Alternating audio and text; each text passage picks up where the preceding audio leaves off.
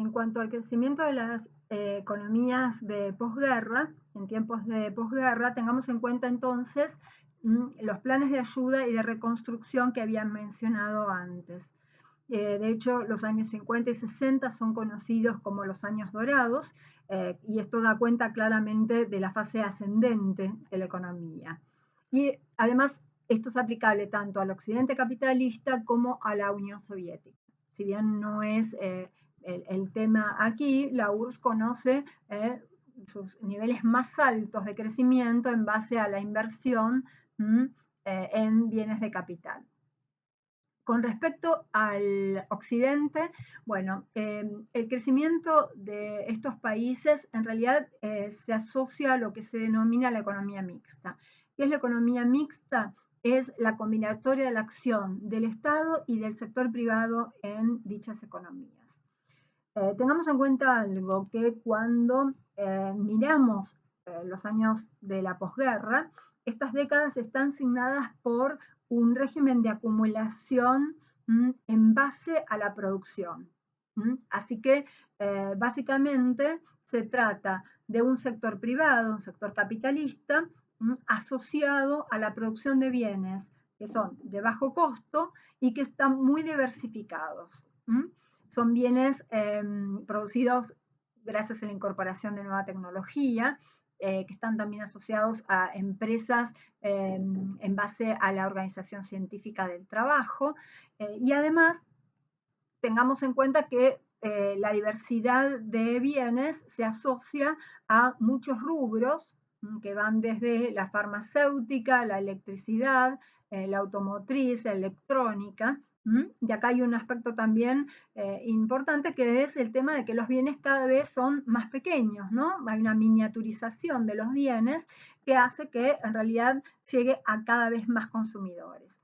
Ahora, como se trata justamente de bienes generados a partir de una organización científica del trabajo, a través de lo que conocemos como el Fordismo particularmente, bueno, tenemos que hablar de bienes estandarizados que llegan a un mercado masivo. O sea que del otro lado hay consumidores con poder suficiente, poder adquisitivo suficiente como para comprarlos. Así que ahí tenemos un aspecto a destacar, que por supuesto no es nuevo en la economía mundial, porque esto mismo, esta fase, en realidad ya la conoció Estados Unidos en la década del 20. Un aspecto también que es importante en lo que hace a la producción de bienes es que se da algo que algunos autores denominan la transnacionalización de la producción. Esto significa que se divide el proceso productivo geográficamente. Entonces, la materia prima, por ejemplo, se puede obtener en determinado lugar del planeta, esa materia prima se traslada a otra región donde se la elabora para finalmente el bien terminado venderlo en una tercera área geográfica. Esto es posible también por algo que es clave, que es la baratura del precio del petróleo. O sea, todo el proceso productivo en sí cuenta con un insumo como el petróleo, que es barato, estaba en ese momento por debajo de los $2, ¿sí? Y además también ese precio bajo del petróleo incide en el bajo precio del flete. Con lo cual, digamos, todo esto, digamos, sumado, explicaría por qué nos encontramos frente a una fase claramente productiva, ¿no? Es allí donde el sector privado se hace de las ganancias. Y por supuesto, también, además de hacerse con ganancias, también es generador de empleo. Y el empleo acá también juega un rol central. Con respecto al Estado, bueno, primero, ¿de qué Estado estamos hablando, no? En los años dorados.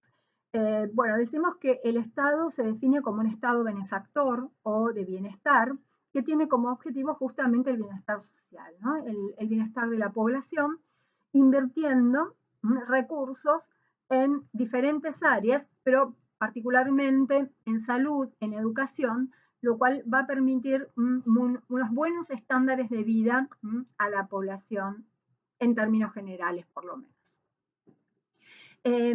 Ahora, el estado de bienestar, en realidad, desde el punto de vista de su contenido, Bueno, en realidad se apoya en lo que llamamos el Estado keynesiano, ¿no? El Estado de la década del 30, propio de la década del 30, un Estado que interviene, que tiene instrumentos justamente para tratar de resolver la crisis de entonces, pero que para los años 50 y 60 toma los mismos instrumentos para sostener ese objetivo de mantener el bienestar social de la población. ¿Cuáles son algunos de esos instrumentos? Por ejemplo, apelar al déficit presupuestario, aplicar impuestos progresivos, establecer organismos de planificación, reconocer también el rol sindical y también la manipulación de la tasa de interés. Esos serían como los instrumentos propios del Estado keynesiano que el Estado benefactor, digamos, sigue utilizando, pero con fines específicos. Por otro lado, también el Estado va a ser, digamos, parte del juego de la oferta y la demanda de empleo. ¿En qué sentido? El Estado en realidad va a comprar muchas de las empresas de servicios y por lo tanto se va a convertir en un Estado patrón. Esto no es un tema menor, porque recién hablábamos de empleo y en realidad cuando consideramos ese consumidor, ese trabajador, bueno, el trabajador en realidad o el individuo básicamente puede entrar en este contexto expansivo de crecimiento o bien a trabajar para el sector privado o bien para el Estado. Y esto, digamos, es clave, ¿no?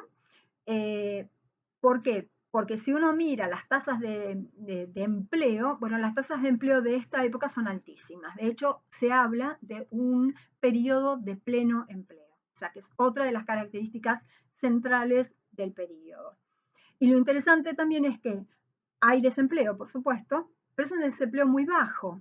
Hobsbawm dice que aproximadamente haciendo un promedio de los países occidentales europeos, el desempleo estaba en 1.5%, cual es una tasa muy baja, que además, en tanto el Estado es un Estado benefactor, y según el mismo Hobsbawm dice, bueno, para el Estado en realidad un individuo es igual a un consumidor, entonces necesita que todos participen del mercado, de ese mercado masivo, no solo los que tienen empleo, ya sea en el sector privado como en el Estado, sino también aquellos que están desempleados. Entonces ahí también el Estado acciona, y acciona a través de la ayuda, del subsidio, de lo que se denomina el seguro de desempleo. Así que es un modelo bastante completo que funciona muy bien durante estas décadas y que acalla aquellas voces que están en contra de la intervención del Estado en la economía. Por supuesto, cuando la coyuntura cambie, cuando el sector privado, digamos, empieza a tener grandes problemas para producir, cuando necesite incorporar nueva tecnología, cuando haya cada vez más competencia de otros países, y particularmente, bueno, cuando el precio del petróleo suba, bueno, allí es cuando las críticas al Estado benefactor se van a hacer oír cada vez más fuertes.